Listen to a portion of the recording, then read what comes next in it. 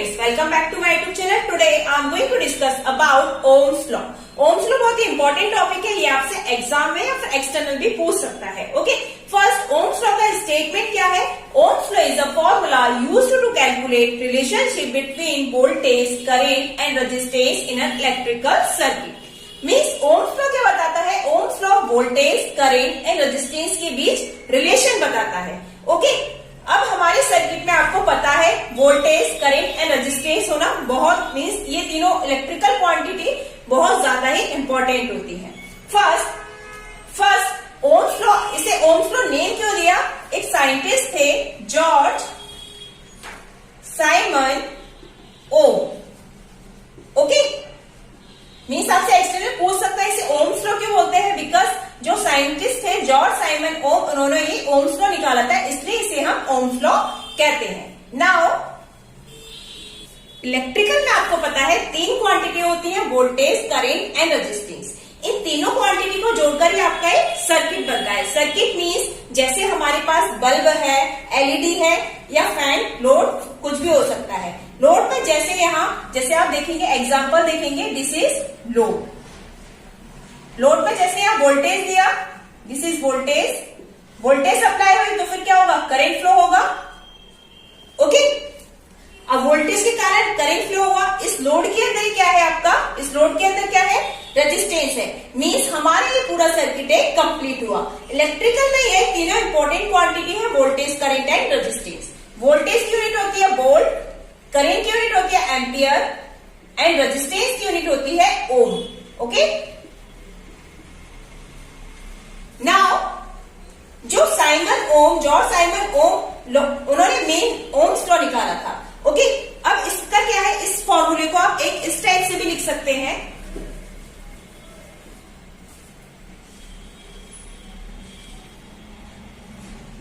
VIR. यहाँ आपके पास यदि कोई भी दो क्वांटिटी नोन है, जैसे हमें वोल्टेज, करंट पता है, तो फिर आपसे यदि एग्जाम्पल पूछे, क्वेश्चन पूछे कोई भी, यदि आपको रेजिस्टेंस फाइंड करना है, वोल्टेज, करंट पता है, फाइंड कर सकते हैं. करंट, रेजिस्टेंस पता है, आप वोल्टेज फाइंड कर सकते हैं. Okay, simple. इससे आप फॉर्मूला क्या हो जाएगा? R. रेजिस्टेंस का फॉर्मूला क्या होगा? R equal V upon I,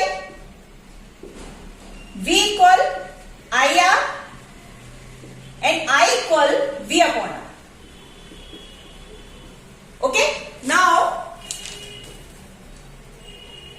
अब इन तीनों के बीच रिलेशन कैसे होता है ये समझेंगे.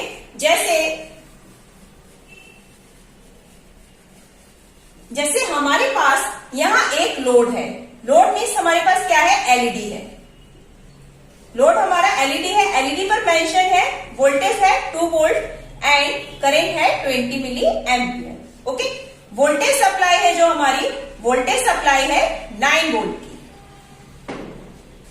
अब यदि हमारे पास बैटरी 9 वोल्ट की और एलईडी 2 वोल्ट की है, यदि हम सप्लाई देंगे तो हमारी एलईडी क्या हो जाएगी? बर्न हो जाएगी. तो इस टाइम हम ओम्स लॉ का यूज कर सकते हैं.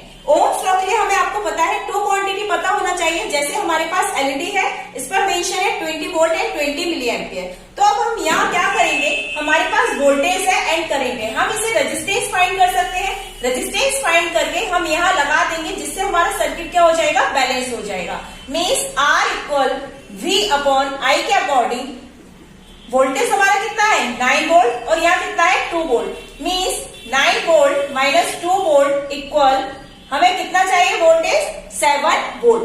तो यहाँ कितना हो जाएगा? मीन्स 7 वोल्ट आपको कम करना है. 7 अपॉन करंट कितना है? 20 मिली एम्पियर. 20 मिली एम्पियर को एम्पियर में चेंज करेंगे तो क्या होगा? 1 ampere equal 1000 milliampere. Okay, तो इसके अकॉर्डिंग क्या हो जाएगा? 0.02 एम्पियर. मैं यहाँ पुट कर दूंगी 0.02 इक्वल रेजिस्टेंस की वैल्यू कितनी आएगी? 350 ओम. ओके, मीन्स यहाँ हम क्या करेंगे? 350 ओम का रेजिस्टेंस यदि मैं लगा देती हूं तो बैटरी की हेल्प से एलईडी को वोल्टेज देंगे और एलईडी क्या हमारी ग्लो करने लगेगी.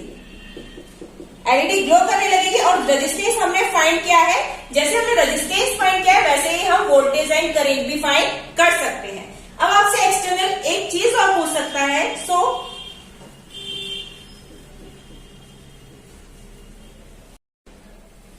आपको याद रखना है electric current is directly proportional to the voltage and the inversely proportional to the resistance. Means यदि यहाँ पर हमारा रेजिस्टेंस कांस्टेंट है, रेजिस्टेंस कांस्टेंट है तो I प्रोपोर्शनल क्या होगा, V होगा। Means electric current is proportional to the voltage. यदि हमारा वोल्टेज, आपसे एक्सटर्नल पूछ सकते हैं, यदि हमारा वोल्टेज इंक्रीज होगा तो करंट क्या होगा, करंट भी हमारा इंक्रीज होगा। वोल्टेज डिक्रीज है, करंट हमारा क्या होगा, डिक्रीज होगा। But inversely proportional to the resistance.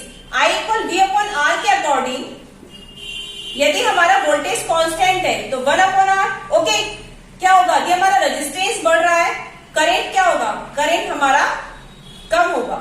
यदि हमारा करंट ज्यादा है तो रेजिस्टेंस क्या होगा, रेजिस्टेंस कम होगा। Okay, thank you friends. If you have any problem you can leave comments.